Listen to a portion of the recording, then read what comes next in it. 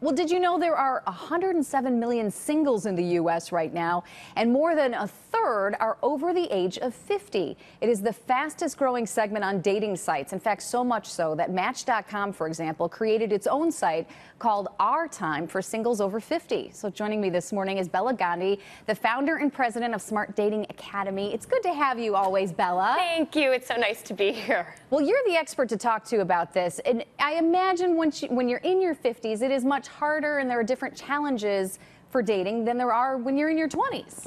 There are, but I'll tell you what, it's a great group that we see come into our practice. Lower anxiety, you've got your experience, you've been around the block a few times, you know what you need versus what you just want. So you're ready, and it's not too late to find love. It's probably the fastest growing segment at Smart Dating Academy. And make smarter choices. Absolutely. In your 50s than we did. So what do you suggest? I know that you recommend doing the online websites. What do you need to know if you're over 50 and you want to try online? You need to know that it can work. I mean, 50% of our engagements come from online dating, so You've got to have great photos.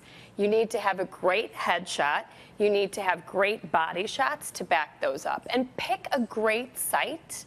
Pick a big site. Online dating is like needle in a haystack, so you might as well have a big haystack like Match.com. Now, we're looking at some photos now. These are good examples of what you should use for your profile pictures? These are great examples. If you see, you need to have head-to-toe shots because people want to see what you actually look like. If you only have a headshot, people might think you've got something to hide. So you want a headshot where you're looking right at the camera, smiling big, making eye contact with the person who's looking at you. She looks beautiful. She does look beautiful, and she is 61 years old. Is she? She looks very, very young. Yeah. You also recommend meetup groups. Let's talk about that because a lot of people have heard about them. How can they be used to help you find a date? You know, it's so fun to go to meetup groups. If you just type meetup.com, look for things that you like to do. There's no better way to meet people than if you're in a room with like-minded people. So you can do wine groups, food groups, walking groups like Windy City Explorers. There's tons of fun things to do. And a lot of people in your own age range would be at those events. Absolutely. And finally, what are some other tips you have for people dating over 50 in terms of meeting people and then how to actually go through with it?